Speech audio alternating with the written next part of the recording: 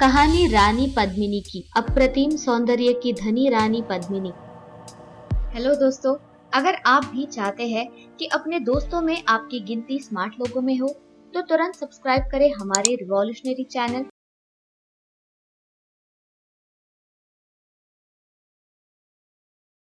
जिसमें हम फिल्म और खेलकूद की जानकारियों के अलावा बहुत सारे रोचक और अनसुलझे रहस्यों से आपको रूबरू कराते हैं। इसीलिए दोस्तों, इस वीडियो को आखिर तक जरूर देखें। रानी पद्मिनी के होने को लेकर प्राय कुछ विवाद रहता है। कुछ लोग उसके होने को सही मानते हैं, जबकि कुछ लोग मात्र कल्पना। ऐसा होने का मुख्य कारण ये है कि अलाउद्दीन खिलजी और रतन सिंह के समकालीन आमिर खुसरो ने अपनी रचनाओं में पद्मिनी का कहीं वर्णन नहीं किया है। रानी पद्मिनी का सर्वप्रथम वर्णन मलिक मोहम्मद जायसी के महाकाव्य पद्मावत में लिखा था, जो कि लगभग 240 वर्ष बाद का ग्रंथ है। साथ ही राजस्थान की प्रचलित लोक मान्यताओं व गीतों में भी पद्मिनी का जिक्र मिलता है। यहाँ तक कि राजस्थान के चित्तौड़गढ़ में बने एक मंदिर में पद्मावती यानी पद्मिनी की प्रतिमा स्थापित है। मान्यता है कि रानी पद्मिनी सुंदरता की साक्षात देवी थी। रानी के रूप के बारे में वर्णन तो यहाँ तक मिलता है कि वो जब भी पानी पीती थी तो उनके गले से पानी नीचे जाता हुआ दिखता था। तो दोस्तों, आइए जानते हैं रानी पद्मिनी का इतिहास। रानी पद्मिनी के पिता का नाम गंधर्व सेन और माता का नाम चंपावती था। रानी पद्मिनी के पिता गंधर्व सेन सिंहल प्रांत के राजा थे। कहा जाता है कि रावल रतन सिंह जी पहले से विवाहित थे। उसके बाद उनका विवाह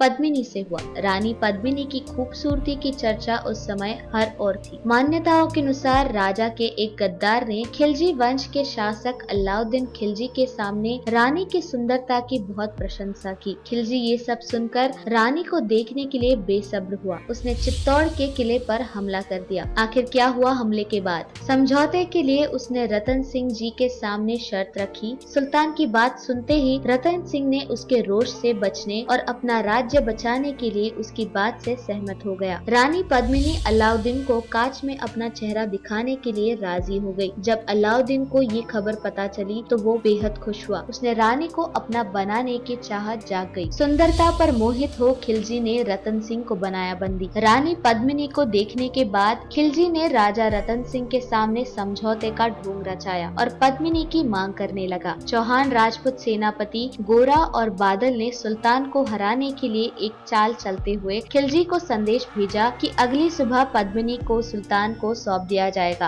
अगले दिन सुबह 150 पालकियां किले से खिलजी के शिविर की तरफ रवाना की। पालकियां वहां रुक गई जहां पर रतन सिंह को बंदी बना रखा था। पालकियों को देखकर रतन सिंह ने सोचा कि ये पालकियां किले से आई है और उनके साथ रानी भी यहाँ आई होगी। वो अपने आप को बहुत अपमानित समझने लगा। उन पालकियों में ना ही उनकी रानी और ना ही दासियां थी और अचानक से उसमें से पूरी तरह से सशस्त्र सैनिक निकले और रतन सिंह को छुड़ा दिया और खिलजी के अस्तबल से घोड़े चुराकर तेजी से घोड़ों पर सवार होकर किले की ओर भाग गए। गोरा इस मुठभेड़ में बहादुरी से लड़ते हुए वीर गति को प्राप्त हो गए, जबकि बादल ने रतन सिंह को सुरक्षित किले में पहुंचा दिया। दोस्तों, जब सुल्तान को पता चला कि उसकी योजना नाकाम हो गई तो सुल्तान ने गुस्से में आकर अपनी सेना को चित्तौड़ पर आक्रमण करने का आदेश दिया। सेना ने किले में प्रवेश करने की कड़ी कोशिश की, लेकिन नाकाम रहा। अब खिलजी ने किले की घेराबंदी करने का निश्चय किया। ये घेराबंदी इतनी कड़ी थी कि किले में खाद्य आपूर्ति धीरे धीरे समाप्त हो गई थी। अंत में रतन सिंह ने द्वार खोलने का आदेश दिया और उसके सैनिकों से लड़ते हुए रतन सिंह वीरगति को प्राप्त हो गए। ये सूचना सुनकर पद्मिनी ने सोचा कि अब सुल्तान की सेना चित्तौड़ के सभी पुरुषों को मार देगी। अब चित्तौड़ की औरतों के पास दो विकल्प थे, या तो वो जौहर के लिए प्रतिबद्ध हो जाए या विजयी सेना के समक्ष अपना अपमान करवाए। उन्होंने एक विशाल चिता जलाई और चित्तौड़ की सारी औरतें उसमें कूद गयी और इस प्रकार दुश्मन बाहर खड़े देखते रह गए। अपनी महिलाओं की मौत पर चित्तौड़ के पुरुष के पास जीवन में कुछ नहीं बचा था। चित्तौड़ के सभी पुरुषों ने केसरी वस्त्र और पगड़ी पहनकर दुश्मन सेना से तब तक लड़े जब तक कि वो सभी खत्म नहीं हो गए। विजयी सेना ने जब किले में प्रवेश किया तो उनको राख और जली हुई हड्डियों के साथ सामना हुआ। जिन महिलाओं ने जौहर किया उनकी याद आज भी लोकगीतों में जीवित है, जिसमें उनके गौरवान्वित कार्य का बखान किया जाता है। तो दोस्तों, ये थी कहानी रानी पद्मावती की। आशा करते हैं कि आपको ये जानकारी जरूर पसंद आई होगी। मिलते हैं अगले वीडियो में ऐसी ही एक रोचक जानकारी के साथ। दोस्तों,